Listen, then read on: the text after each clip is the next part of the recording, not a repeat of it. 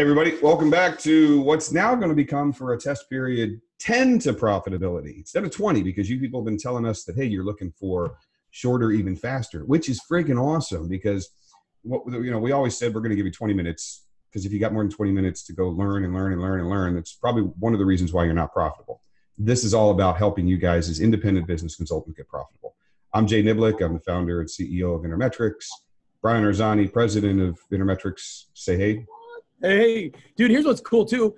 We actually have experienced more growth in the first quarter of 2019, I think we can say it, than we ever have in the history of the, 19 years of the organization. 20. January was 20 years. And what's just crazy is we're getting the right kind of consultants to come to us now who said, 20 to profitability is cool, but can you do it in 10? And we're like, yeah. Done. So yeah, let's rock and roll. Not a problem. So we're continuing on the discussion. This is going to be short, fast, and sweet, and we're going to end whatever the timer says, and then it's time to go sell some shit.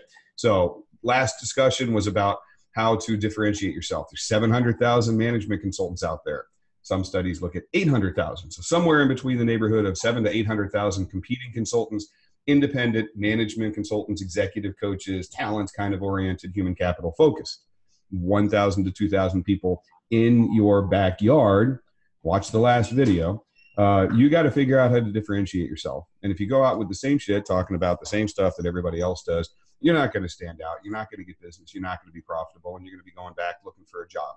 If that's what you want to do, great. But if you really want to stay in business, here's how you differentiate yourself. So Brian and I will kind of give a couple of different examples. Today's topic is about when you're asked what you do. How do you position yourself when somebody says, hey, what do you do? You're at the BNI meeting, the networking, the chamber, whatever. You're on a plane with someone.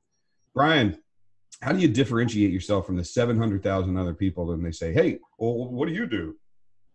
What's crazy is this is honestly, Jay, when we do our monthly calls with our consultants, all over the world, this is the most common issue that comes up. Most folks, when they're asked what they do, they tend to slow down because they've all been through some sort of training that says, don't ever tell them. So they go, well, it's kind of complicated. And then they spend this amount of time discussing how, and they tell some stories. And at the end of the time, the person after 3 minutes is going, I still don't know what you really do, right?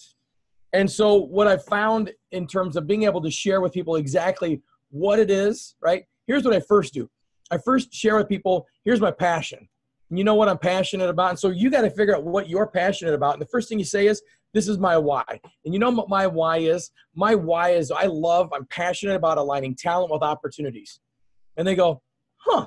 And that right there, if I can say I'm passionate about aligning talent with opportunities, they're going to sit there and they're going to put that with that whatever frame or whatever paradigm or map they have when they hear those words.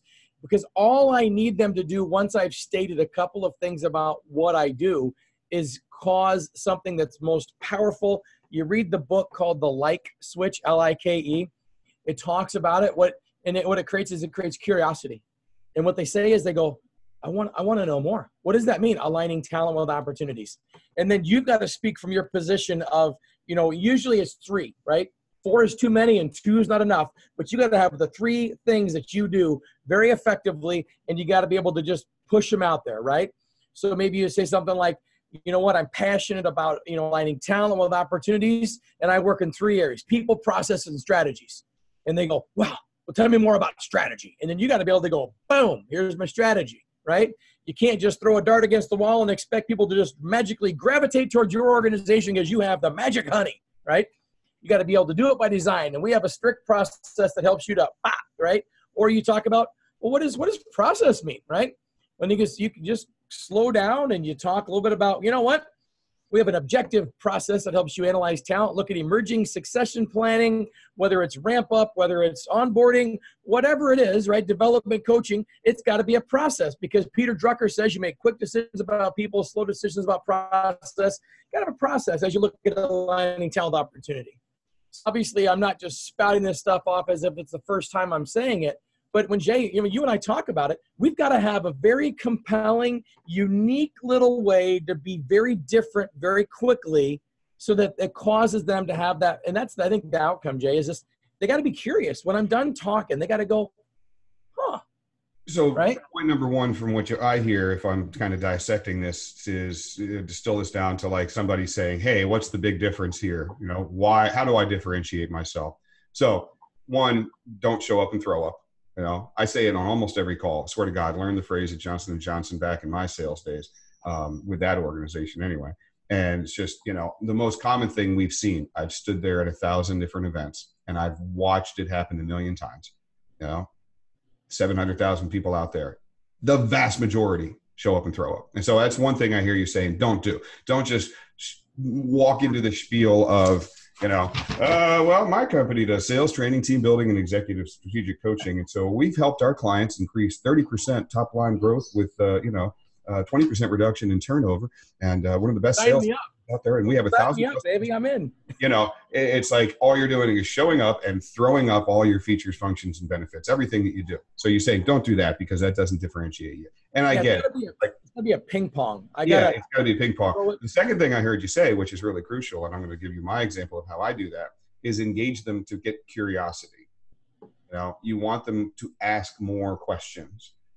Know this, in these few seconds to minutes that you have when somebody says, what do you do? Whatever that, you know, speed business dating is, or networking, or just, again, literally sitting around at a baseball game and you happen to strike up a conversation. Key to differentiate yourself. No, you're not going to sell anybody there. You could have 30-minute discussion. You're not going to sell shit. It's not going to happen.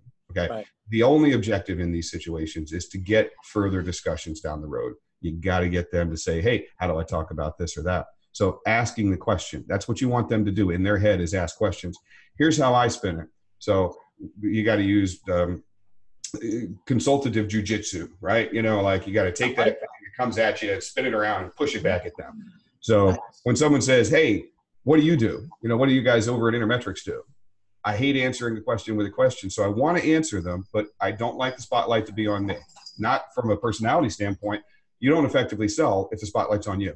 So the spotlight needs to be on them. That's how you sell, especially in this world. So somebody says, hey, what do you guys do? I answer the question. You know, I diagnose and solve human capital problems in the organization. For example, I don't wait for them to go, oh, what's that mean? I usually say, for example, right? That's the spin it around and tell me, for example, it's the easiest way to explain it. For example, what keeps you up at 2 o'clock at night with regards to people? That's my pat phrase that's worked for me for many years. But I've told them what I do. It's a little ambiguous, but I diagnose and solve human capital issues in your organization or in organizations. You can always do the suggestive close technique of sales to actually use in your organization. You know, it depends on how comfortable you are with that. Same as saying, well, when we start working together versus if, you know, that same kind of psychology. But beyond that, I'm not looking for any trickery. I ask, you know, what keeps you, for example, what's the biggest issue with regards to human capital in your organization today? And I'm spinning it around, I'm pushing it back on them, and that gets into a dialogue. I want to go down that path of, well, we've got this one manager that just has horrible turnover underneath them.